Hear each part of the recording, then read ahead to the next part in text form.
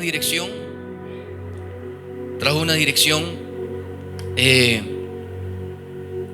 particular para hablar a la familia. Esta es la familia de Dios, amén. Estamos en familia, amén. ¿Cuántos saben que estamos en familia? Esta es la familia de Dios. Dice la palabra del Señor: aunque tu padre o tu madre te abandonen, ahí está el Padre Celestial que nos recoge. Así que usted está en la familia de Dios. Esta es su familia.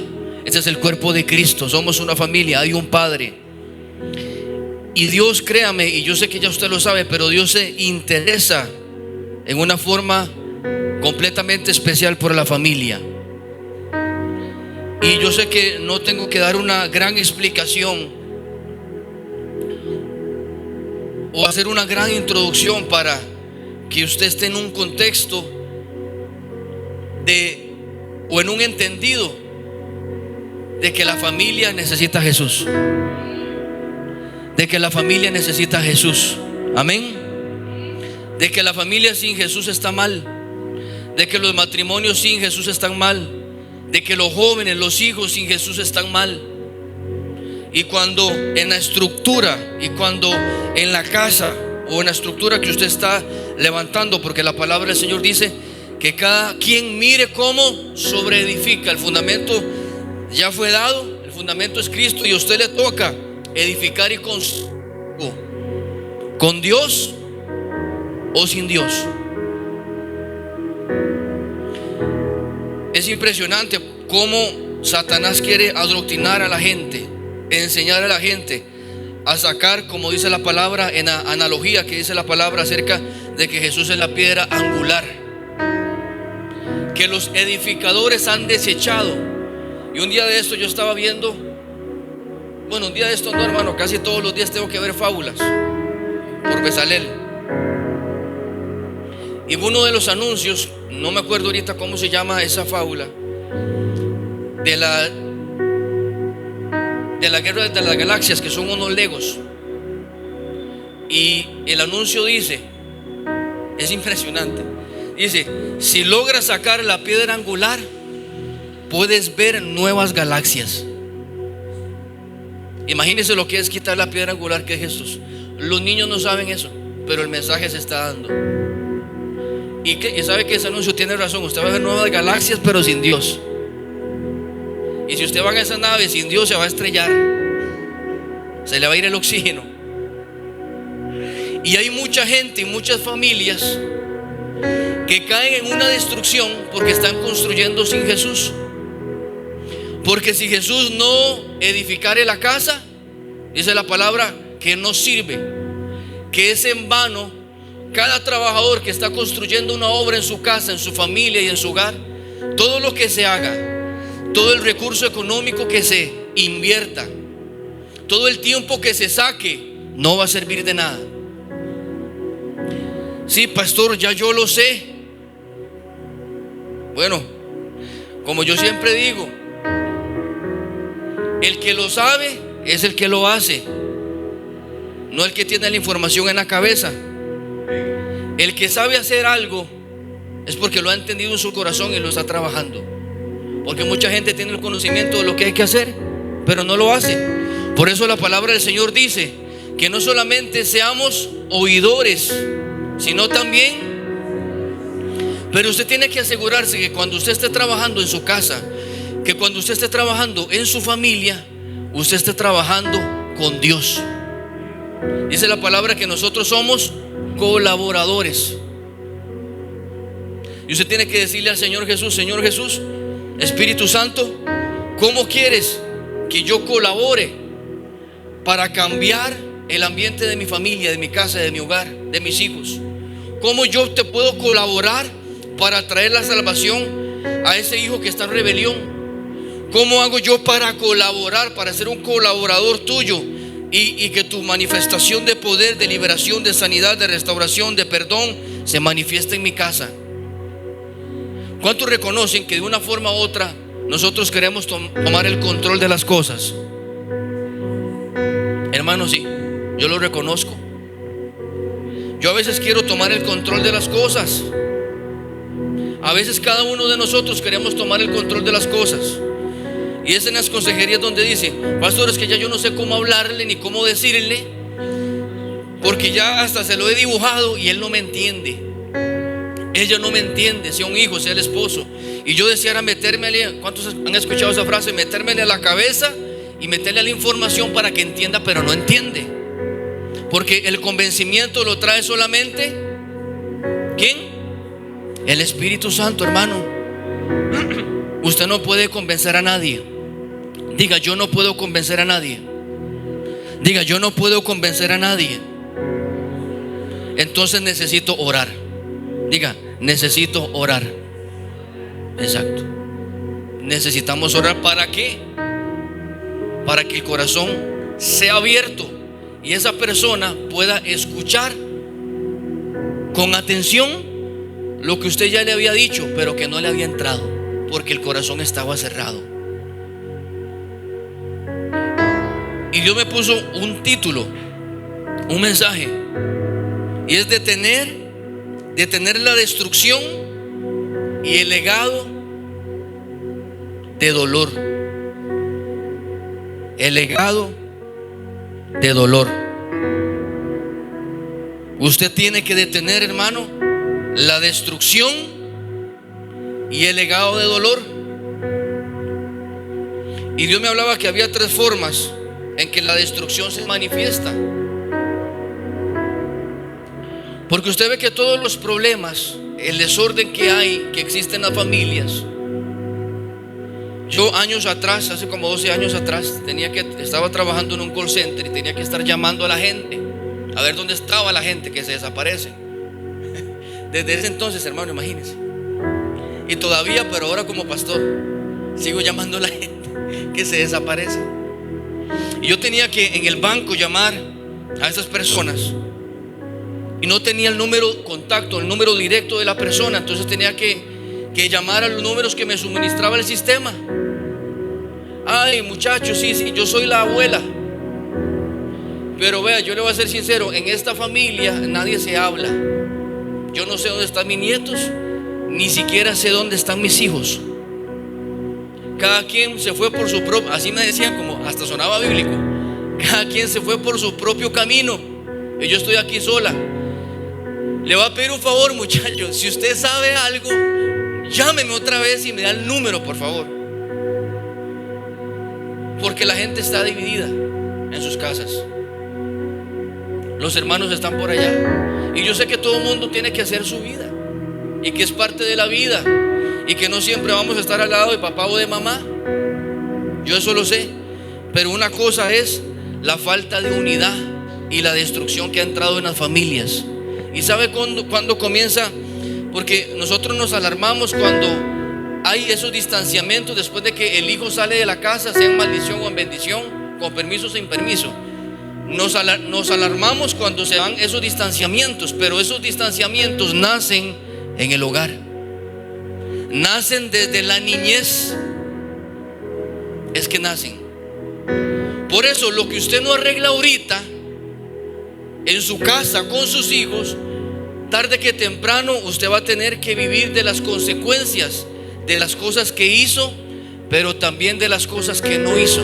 Hay muchos hijos resentidos, no por las cosas que papá o mamá hicieron, sino por las que no hicieron. No se curó y se transmitió un legado de dolor.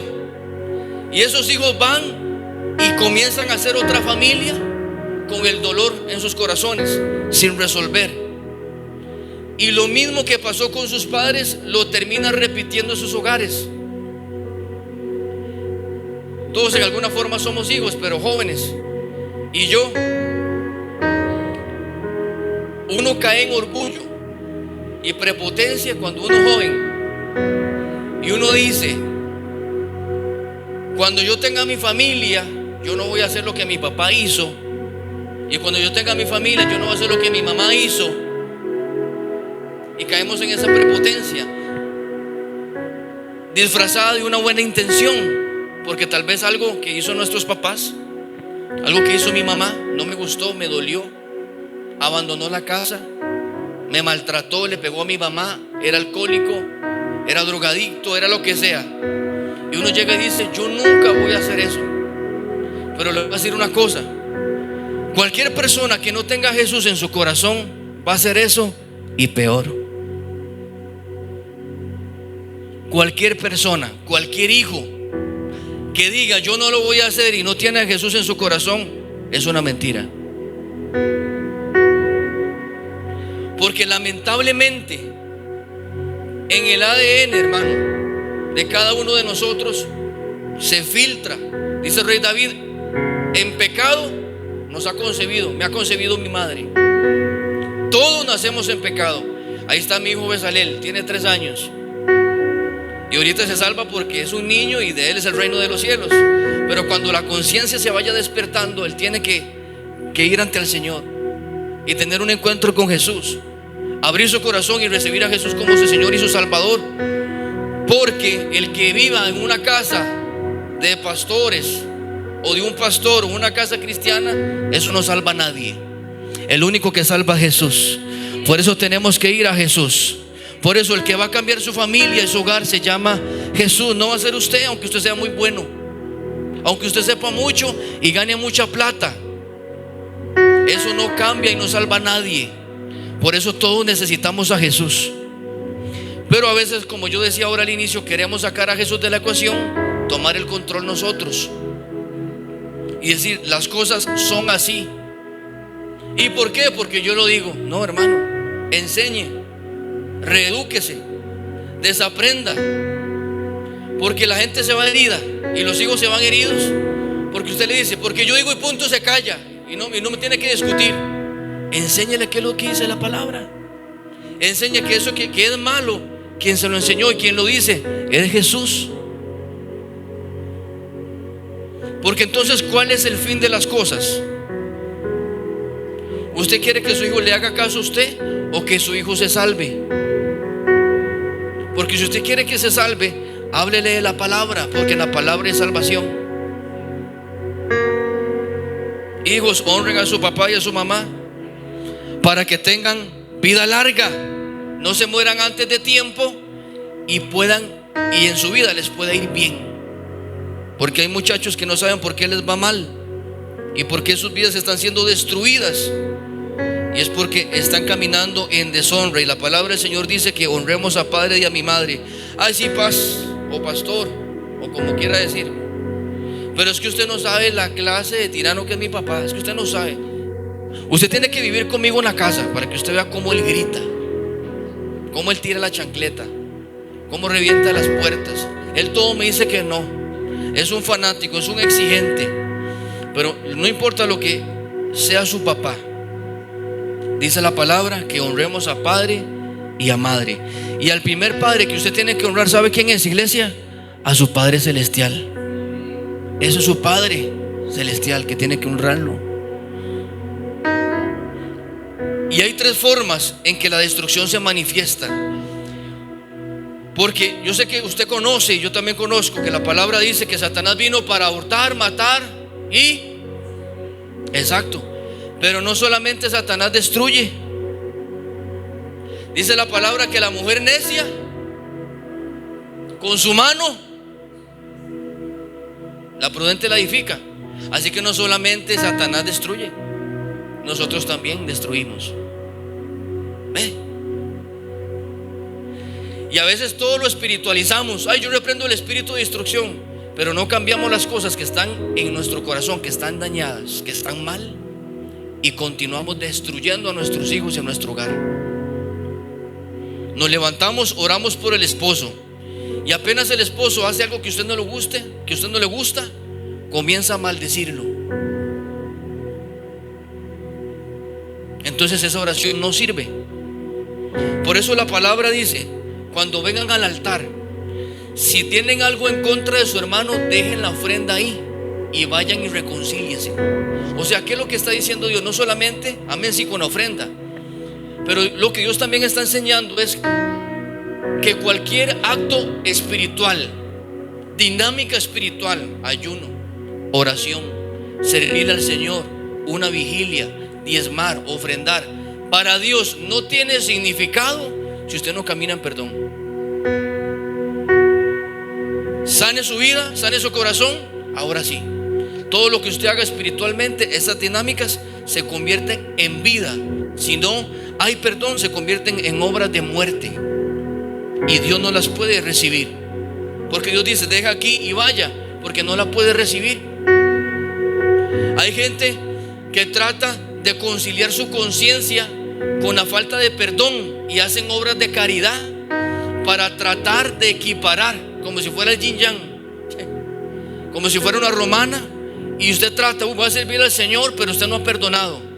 Sí, pero le estoy sirviendo al Señor y con eso compenso. No, hermano, usted no está compensando nada, porque eso está quedando ahí y no está subiendo delante de Dios. Inclusive la palabra del Señor dice a los esposos que se lleven bien con las esposas y que resuelvan sus diferencias, para que las oraciones no tengan estorbo. O sea que la comunicación tiene interferencia, se corta, la oración no sube. Así que una de las formas donde o cómo la destrucción opera, quitando a Satanás de la ecuación, es la autodestrucción. La destrucción que hacemos a otros y la destrucción que inclusive nosotros le permitimos a Satanás hacer con nosotros. Porque a los hijos de Dios Satanás no los puede destruir. Dice la palabra del Señor que las puertas del infierno no prevalecerán. En los de autoridad, poder y señorío, para hollar serpientes, escorpiones y toda fuerza del enemigo, y nada nos dañará. Cuando usted teme a Dios, usted tiene una cerca, una protección. ¿Se acuerda cuando Satanás tuvo que preguntarle y pedirle autorización y permiso al Señor para tocar la vida de Job?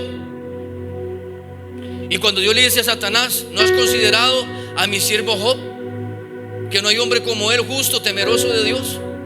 Ay, sí, pero porque así cualquiera, porque todo le va bien. Y Satanás le dijo: porque él andaba recorriendo toda la tierra buscando a quien devorar. Así dice la palabra. Dice: sí, pero tú le has cercado. Porque las familias, los hombres, las mujeres que temen a Dios, que buscan a Dios, el destructor no puede venir a menos que Dios lo autorice. Entonces quiere decir que si hay destrucción en su casa, en su familia, es porque la destrucción inició en su corazón. Usted comenzó destruyendo a otros, abriendo y creando una puerta espiritual para que el destructor entrara a traer destrucción. Y cuando hay destrucción hay dolor, y el dolor, si usted no lo sana, usted lo pasa de generación en generación. Y en vez de decir: mis generaciones y yo serviremos al Señor, dice: nos alejaremos del Señor.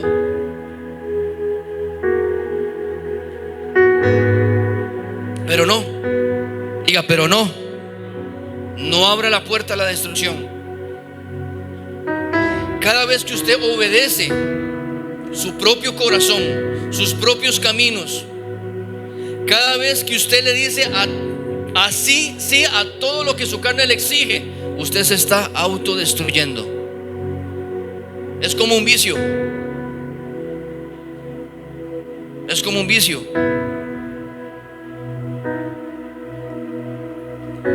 El que fuma marihuana, ¿qué pasa con el que fuma marihuana? Se está Entonces cuando pasan los años, no diga que el Señor tiene esta prueba para mí. No diga: Dios me mandó al desierto por estar en un hospital, porque ya el cuerpo no le está funcionando, y porque ya le abrió la puerta y ya está operando en esquizofrenia. Comienza a hablar solo, a repetir cosas, pierde el sentido, la memoria se le va, cuando se estaba la persona autodestruyendo. Y con esa autodestrucción de ese hijo que fuma marihuana, comienza a destruir a los de su familia, a sus hermanos, a sus padres. Y si no viene la sanidad, ese legado de dolor se transmite. Llega y esa persona que fumaba tiene un hijo. No me acuerdo quién me contó un testimonio que me pidió oración, si era de la iglesia o no, porque a veces me llegan peticiones de gente que no es de la iglesia, de un bebé que nació y que ya el bebé era alcohólico.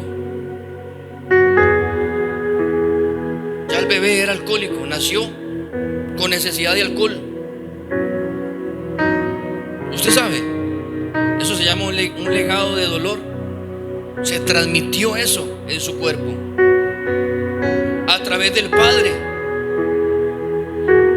Hace unos años atrás vino el apóstol Lee Soo-Choo de Corea del Sur, un apóstol usado por el Señor a las naciones, usado en liberación, en sanidades, que va a estar en Grecia ahora el mes de febrero de este año que viene. Y cuando le traían a un joven, a un hijo, para que fuera libre, él le decía: ¿dónde está su papá? ¿O dónde está su mamá? Ahí está. Y lo traían. Y cuando el apóstol, oiga, cuando el apóstol liberaba al padre, el hijo era libre. Porque hay pecados y hay puertas que vienen y la maldad se visita en la primera, segunda, tercera y cuarta generación, porque hay maldiciones generacionales. Y cada uno de nosotros, cuando la maldición llega a tocar la puerta, que es la destrucción, está en usted y está en mí, en decirle no a la maldición, porque a todos nos toca la puerta. ¿Cuántos lo reconocen? Hermano, no permita, detenga la destrucción y el legado de dolor en su casa. En esta vida, dice la palabra, tendremos aflicción. O sea, ¿cuántos saben que está la ley de siembra y de cosecha? ¿Verdad? Todo lo que nosotros cosechamos en la vida fueron siembras. Pero hermano, pero no todo. Hay cosas que usted recoge que usted no las sembró. Son las aflicciones que hay en este mundo. Usted no las sembró, pero le pasaron. Esas cosas que entre comillas decimos no las merecíamos. Hermano, Jesús mereció todo lo que Jesús pasó en este mundo, ¿no? Por eso Jesús les aclaró. Eso es que usted dice: ¿por qué me pasa esto a mí? Yo sé que hay cosas negativas que nos suceden, que nosotros no las sembramos, que nosotros no hicimos el esfuerzo para que eso viniera a nuestras vidas y nos atacara y nos quisiera destruir. Pero ahí es donde usted tiene que entregar su vida y detener la destrucción de dolor. O sea, ¿qué quiero decir con esto? Hermano, que jóvenes y todos los que están aquí, hay cosas que le han pasado en su vida. Usted llegó a esta familia, a la familia que le tocó a usted, a los Rodríguez, a los Morales, a los Vega, lo que sea. Usted no escogió esa familia, usted llegó ahí. Dios lo puso ahí con un propósito.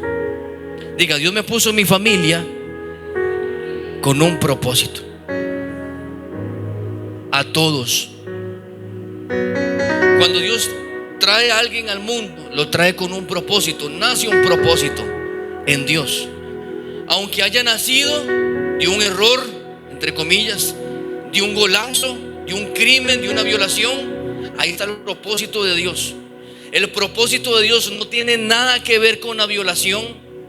El propósito de Dios no tiene nada que ver con lo que le pasó a su mamá. No tiene nada que ver con la calentura de su papá o su mamá. Hay un propósito en Dios. Ustedes son de propósito en Dios. Todos son de propósito en Dios. Cada uno de nosotros. Y le voy a decir una cosa, un paréntesis: no se vaya de esta tierra sin haber cumplido su propósito. No sea más de ese número, porque mucha gente que deja el mundo, oiga, mucha gente dejó el planeta, deja el mundo y nunca supieron ni siquiera cuál era su propósito en Dios. Y hay gente que lo sabe, pero hay gente que no lo cumple, su propósito en Dios. Y hay un propósito en Dios. Volviendo, hay cosas en su familia que le causaron dolor, cosas feas que su papá, vea, hay hijas que fueron violadas por sus propios papás, no lo merecían, fue una inocencia, una injusticia, fue una aflicción del mundo. Pero usted, ¿qué va a hacer?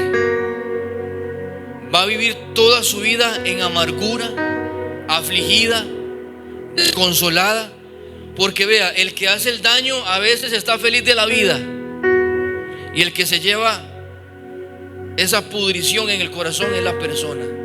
Y si usted no lo libera, usted va a terminar destruyendo a otros por ese dolor. Porque una fruta podrida comienza a pudrir otras, aunque no quiera. ¿A cuántos les han pegado feo? ¿Los han castigado feo? Ay, pastor, usted no sabe, a mí me pegaban con una verga de toro. A mí me pegaban con el cable de hélice que antes dejaban tirados. Con ese me daban. No, pastor, me daban con una regla. Me dejaban todos los números, las pulgadas aquí. Yo medía con mi brazo después.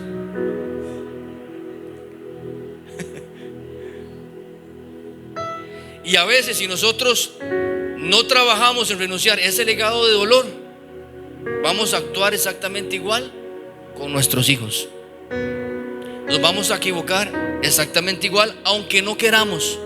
Por eso tenemos que rendir nuestra vida a Jesús, para que el destructor no venga a destruirnos y nosotros no destruyamos a otros. Hermanos, hay cosas que nuestros papás hicieron en ignorancia, porque no conocieron a Jesús. Fueron así, fueron enseñados así, criados así. Es lo que sabían en el momento. Pero usted tiene la luz, tiene la palabra, tiene la revelación. Entonces no camine así, no camine como el destructor.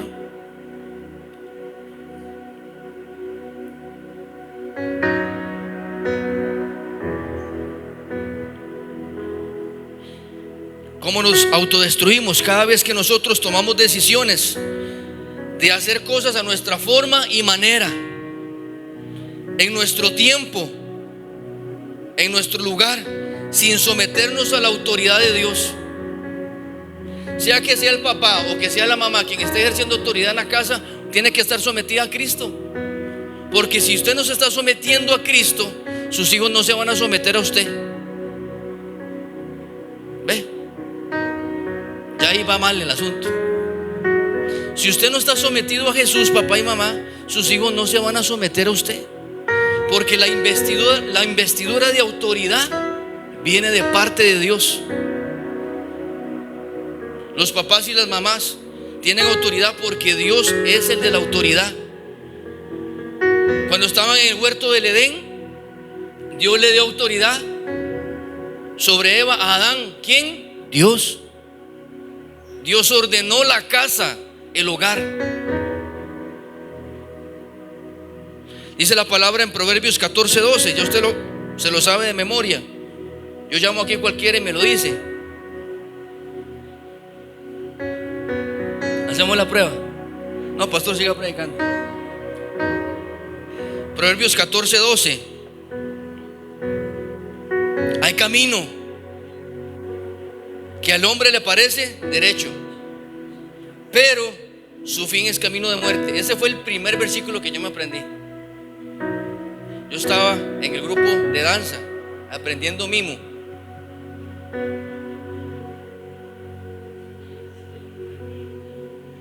Y cuando iba a tener la primera presentación lo quitaron. Para que se ría, para que se le quite el sueño, hermano. Pero es cierto. Y ahí tenían la obligación en los ensayos de que cada semana se aprendiera un versículo. Y yo entré a los 11 años, 11, 12 años. Y ese fue el primer versículo que yo me aprendí. Que hay caminos que el hombre, y verás cómo me ayudó en mi adolescencia. Hay caminos que al hombre le parecen derechos, pero su fin es camino de muerte. O sea, de destrucción. Después de la destrucción, ¿qué sigue? La muerte. ¿Qué dice Deuteronomio 28:15? También ya usted lo sabe. Pero acontecerá que si no oyeres la voz de Jehová tu Dios para procurar cumplir sus mandamientos y sus estatutos que yo te prescribo hoy, te intimo hoy, que vendrán sobre ti estas maldiciones y te alcanzarán, trayendo destrucción. Yo sé que esa palabra de Deuteronomio 28 fue para el pueblo de Israel en su momento, pero Dios no cambia su carácter tampoco. Y si usted escuchó la palabra del origen de la bendición y la maldición que nosotros hablamos, usted se va a dar cuenta cómo nosotros, al dejar de oír la voz de Dios y caminar en sus preceptos y en sus mandamientos, eso libera la maldición. O si lo escuchamos y lo hacemos, libera la bendición. En Salmos 37, 23, ese también yo sé que esto usted lo sabe. Salmo 37, 23 dice: por Jehová son ordenados. ¿Son qué? Ordenados los pasos del hombre, y él aprueba su camino. Vea cómo lo dice en la versión internacional. Yo la leo, no la ponga. El Señor afirma los pasos del hombre cuando le agrada su modo de vivir. Podrá tropezar, pero no caerá, porque el Señor lo sostiene de la mano. Así que si usted se esfuerza en agradar a Dios, usted no va a ser destruido, porque Dios lo está sosteniendo. Pero dice que por Jehová son ordenados los pasos del hombre, los caminos del hombre. Sí, hermano, pero cuando usted le cede al Señor, ordena mi vida, porque Él está afuera llamando, y el que le abre, Dios va a entrar. Porque si fuera por ordenar, hermano, en el mundo no habría crimen, no habrían guerras, porque imagínense cómo es Dios de ordenado. Antes de la destrucción, ¿qué hay? Hay desorden. Antes de la destrucción hay un desorden. Por eso nuestras vidas y nuestras familias tienen que ir en un ordenamiento para con Dios. Decirle: Señor, ordena mi casa. ¿Cómo es eso que la que ora en un matrimonio, en una familia, cómo es eso de que la que ora es mi esposa y yo no? La que va a la iglesia es mi esposa y yo no. Eso se llama desorden. Y antes del desorden, o mejor dicho, después del desorden, lo que sigue es la destrucción. Ay, no, en mi casa todo el mundo hace lo que quiera, escuche la música que quiera. Eso es un desorden. Y después del desorden sigue la destrucción. Ay, no, en mi familia, en mi casa nadie le da a Dios económicamente. Eso es un desorden y vendrá destrucción. En mi casa nadie trabaja, todos son aperezados. Eso es desorden y vendrá destrucción. Ay, yo siempre llego al culto tarde. Eso es desorden y vendrá destrucción.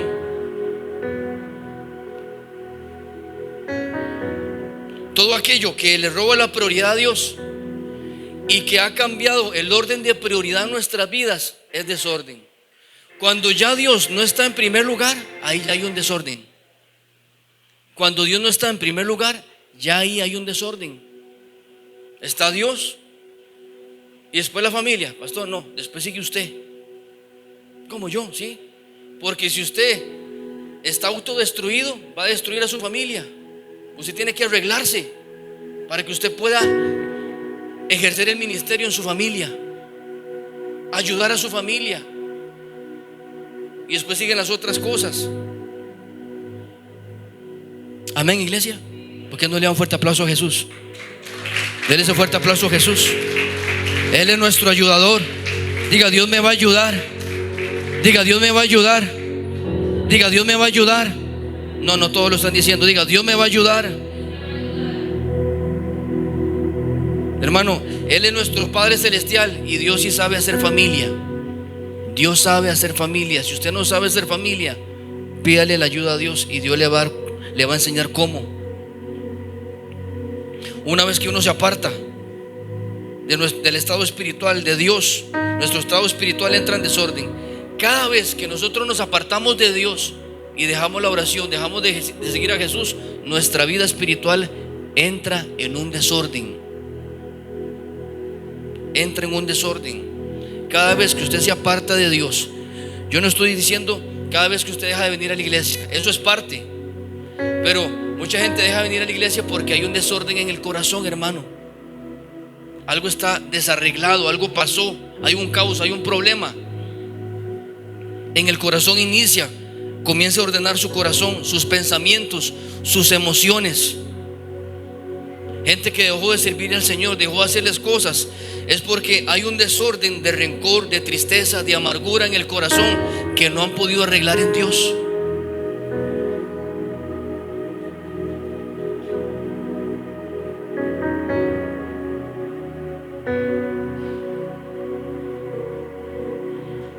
Voy terminando. Vea, yo sé que usted conoce la historia, pero vamos a leer un poquito. En Jueces 16, sobre la vida de Sansón. Jueces 16, 15 al 21. Y ella le dijo: ¿cómo dices yo te amo cuando tu corazón no está conmigo?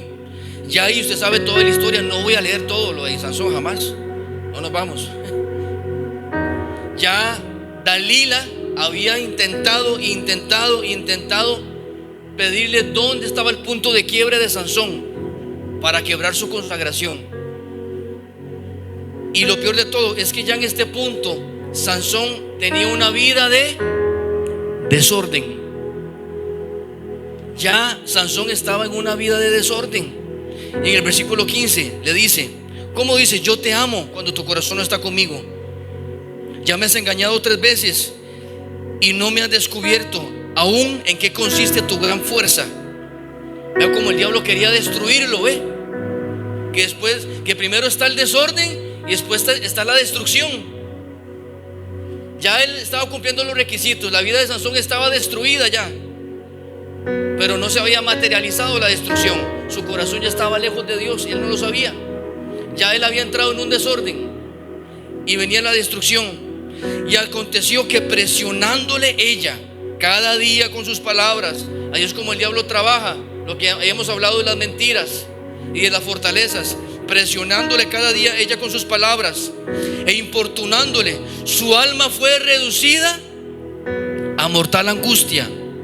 El 17, le descubrió pues todo su corazón y le dijo: nunca mi cabeza llegó navaja, porque soy nazareo de Dios desde el vientre de mi madre, y fui rapado.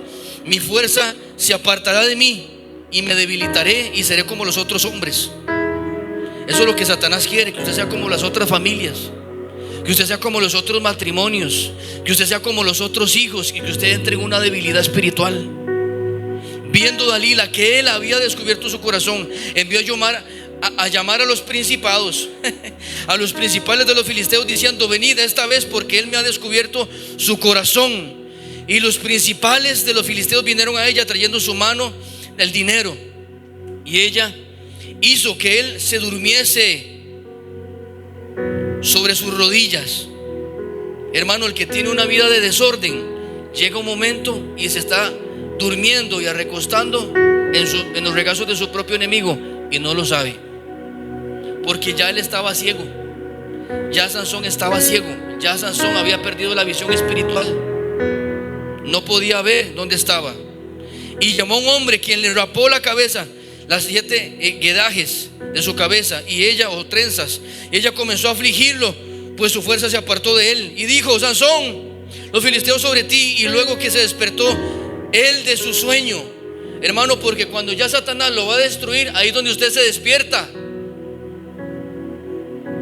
Ya cuando usted ve que usted está siendo destruido, usted ahí vuelve a reaccionar. Hermano, que usted no reaccione cuando usted está comiendo con los chanchos, como el hijo pródigo, destruido. Y él se despertó del sueño y dijo: esta vez saldré como las otras y me escaparé. Porque el que anda en un desorden en su vida anda jugando. Ay, no, yo me doy una escapadita al mundo. Oye, pastor, vea, ¿qué pasa si yo, nada más es una noche de fiesta? Nada más una, pastor. Viene diciembre, pastor, es una noche, no va a pasar nada, déjenme ir con mis compañeros.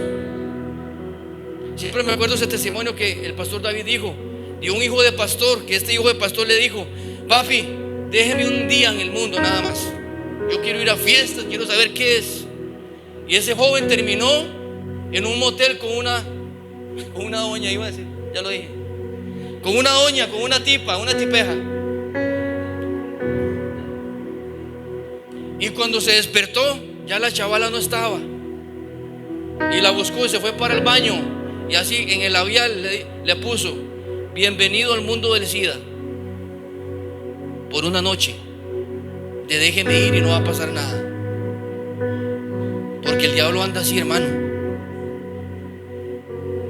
destruyendo a la gente. Usted sabe. Dígale al hermano que está a la par: hermano, no se la juegue mejor. No se la juegue. ¿Cuántos han visto que en un bar llegan a volar bala? Ay, pastor, era un bar-restaurante y yo no estaba tomando. Yo nada más estaba ahí y llegaron a volar bala. Y el Hijo de Dios ahí, el servidor de Dios ahí, en manos del destructor, porque entró al territorio del destructor. Y cuando la persona se expone al territorio del destructor, el destructor lo destruye. Pero él no sabía, oiga, despertó, ay Señor, despertó de su sueño. Me lo pone ahí, por favor. Y se dijo: esta vez saldré como las otras y me escaparé. Pero él no sabía que Jehová ya se había apartado de él. Mas los filisteos le echaron mano y le sacaron los ojos. Y lo llevaron a Gaza y le ataron con cadenas para que muriese en la cárcel. Brincamos al 23. Entonces los principales de los filisteos se juntaron para ofrecer sacrificio a Dagón, su dios, y para alegrarse, y dijeron: nuestro Dios entregó en nuestras manos a Sansón, a nuestro enemigo. Y viéndolo el pueblo, alabaron a su Dios diciendo: nuestro Dios entregó en nuestras manos a nuestro enemigo y al destructor de nuestra tierra. O sea, Sansón era el destructor de los filisteos, de los enemigos del pueblo del Señor, pero que comenzó a abrir su vida y su corazón al desorden. Terminó siendo destruido cuando él era un destructor, el cual había dado muerte a muchos de nosotros. Y aconteció en el 25 que cuando sintieron alegría en su corazón, dijeron: llamad a Sansón para que nos divierta. Hermano, porque así es el diablo. Antes de que lo termine de fulminar, Satanás quiere burlarse de usted. No sea el hazmerreír de Satanás. Y sirvió de juguete delante de ellos y lo pusieron entre las columnas. Entonces dijo al joven que le guiaba, le dijo al joven que estaba ahí y que lo guiaba: acércame y hazme palpar las columnas sobre las que descansa esta casa, para que me apoye sobre ellas. Y la casa estaba llena de hombres y mujeres y de todos los principales de los filisteos que estaban allí. Y en el piso alto habían como 3,000 hombres y mujeres, y estaban mirando el escarnio de Sansón. Entonces clamó Sansón a Jehová el Señor y dijo: Señor, acuérdate de mí y fortaléceme, te ruego solamente esta vez, oh Dios, para que de una vez tomes venganza de los filisteos por mis 2 ojos. Asió luego Sansón las 2 columnas de en medio y sobre las que descansaba la casa, y echó todo su peso sobre ellas, y su mano derecha y una y su mano izquierda sobre la otra, y dijo Sansón: muera yo. ¿Qué dijo? Muera yo con los filisteos. Entonces se inclinó con toda su fuerza y cayó la casa sobre los principales y sobre todo el pueblo que estaba allí, y los mató. Al morir fueron muchos más que los que había matado durante toda su vida. Y descendieron sus hermanos y toda la casa de su padre, y le tomaron y le llevaron y lo sepultaron en 3 horas. Vea, y juzgó Israel 20 años. ¿Y cómo terminó Sansón? Con un legado de muerte. O sea, yo estoy completamente seguro, hermano, que no tenía que Sansón morir así. Dios le ayudó, él se arrepintió, Dios lo perdonó, pero ya había una consecuencia de desorden, que ya era inevitable a ese punto escapar de ahí. Y terminó no destruido en el sentido de que Dios lo perdonó y él se arrepintió, pero terminó con un legado de muerte. Ya usted sabe la historia del hijo pródigo, cómo él estaba muerto, cómo él agarró la herencia de su padre y la despilfarró en un desorden y terminó comiendo con los cerdos.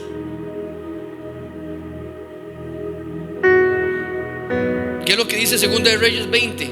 Escucha esto. Segunda de Reyes 20, 1. Dice: en aquellos días Ezequías cayó enfermo de muerte, y vino a él el profeta Isaías y dijo, hijo de Amós, y dijo: Jehová dice, ordena tu casa, porque morirás y no vivirás. Había un desorden y la casa estaba desordenada.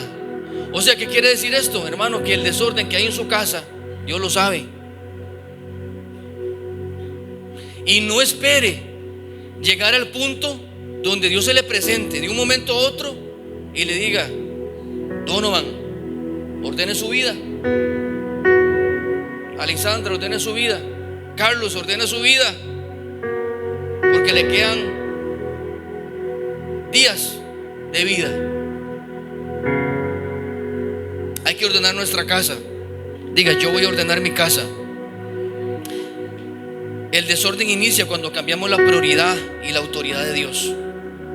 No lo voy a leer por tiempo. En 1 Samuel, usted sabe la historia. ¿Se acuerda el rey David?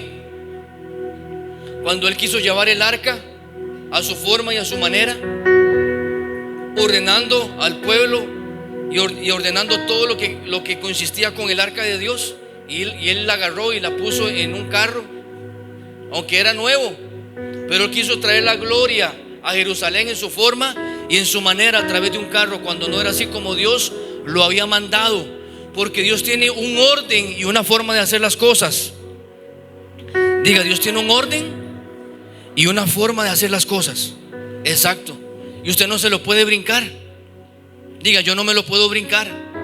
La forma correcta de llevar el arca de la alianza a Jerusalén, que había sido desechado porque Saúl no le importó durante 20 años y estaba en una casa, y David quería traer la presencia otra vez a Jerusalén, pero David compró un carro ahí con bueyes para llevar el arca de la alianza, que simboliza la presencia de Dios, pero él lo quería hacer a su forma y a su manera, cuando eran los sacerdotes que debían de llevar eso. ¿Y qué pasó? Hubo muerte cuando se hizo en algo de desorden, y murió Asa, su amigo. Dios tuvo que matarlo porque salió del orden de Dios. Pero seguidamente había un hombre que se llamaba Obed-edom, que era entendido y que tenía su casa en orden, y calificó para que la presencia de Dios posase sobre esa casa. Y el arca de Dios estuvo 3 meses sobre la casa de Obed-edom, y Dios lo bendijo a él, bendijo sus bienes y bendijo sus hijos. Cuando la presencia vino a una casa que estaba en orden, Dios no iba a permitir que la casa, después de lo que había sucedido, se posara y fuera guardada en un lugar donde no cupiera. Porque sabe que, hermano, el desorden en nuestras casas impide que la presencia de Dios se establezca. ¿Escuchó eso? El desorden en nuestras casas impide que la presencia de Dios se establezca. Pero cuando usted ordena la casa, usted encuentra espacio. Y usted dice: mira, yo no sabía que esta sala era tan grande. No, pero si en mi cuarto hay campo. Es más, mira, porque hay gente que abre la puerta del closet y le cae todo así en una avalancha. Mira estas tenis, sí es cierto. Mira la faja que no encontraba. Hasta plata se encuentra. Cuando usted ordena su casa y ordena su vida, usted encuentra espacio para la presencia de Dios.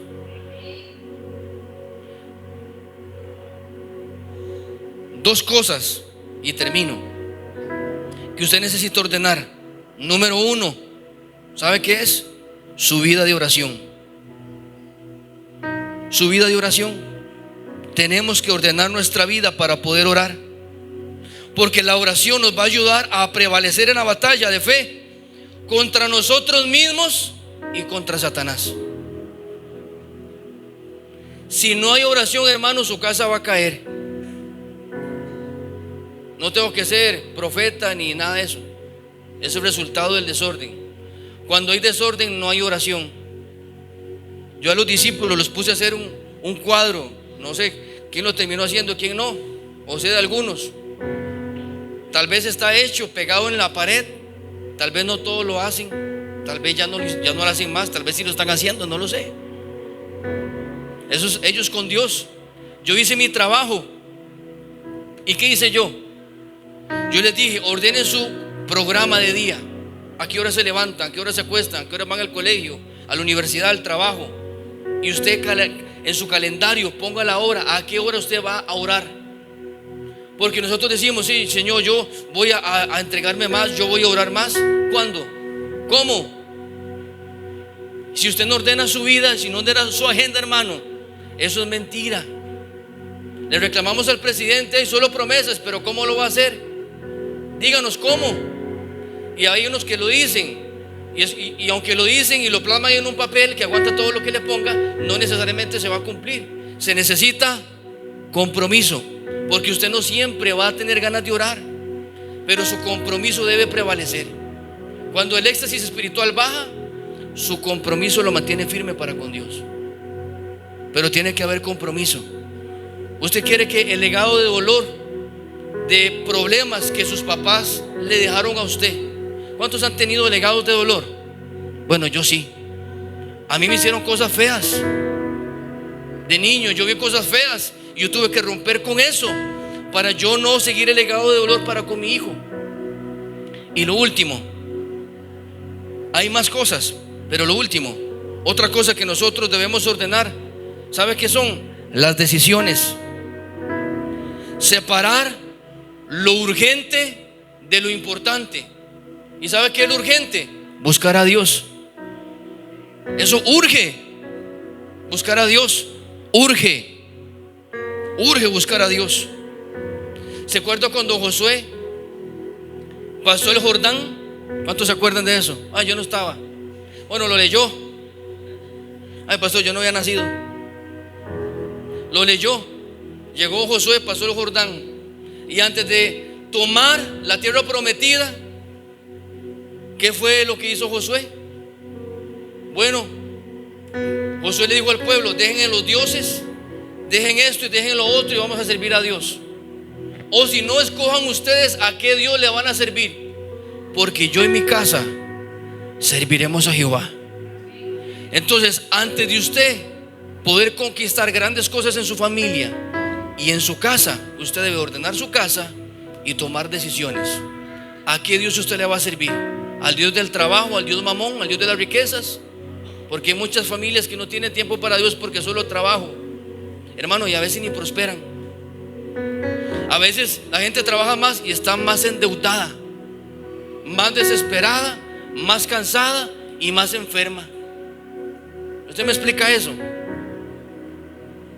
Póngase sobre sus pies. Hermano, esta es la palabra que Dios quiso traer en esta tarde.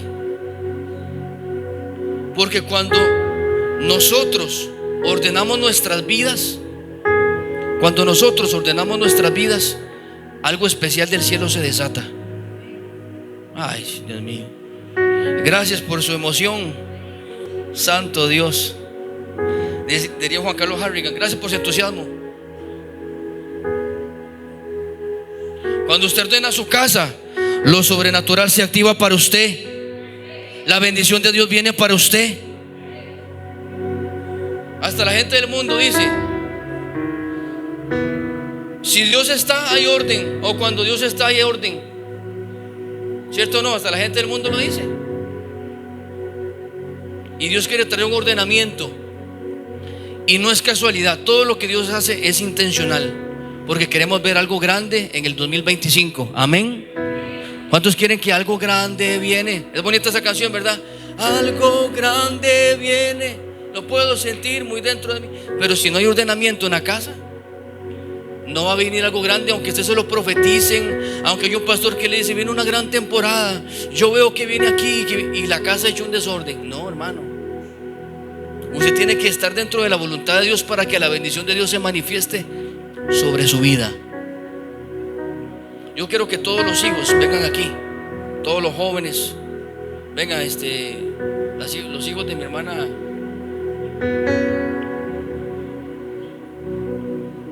Venga Fío, venga, entrégame Besalel. Todos los que están ahí pueden venir, por favor. Solo se queda el diácono que está en la puerta 1. Venga, Josué, traiga a Lani. Vamos a bendecir las familias.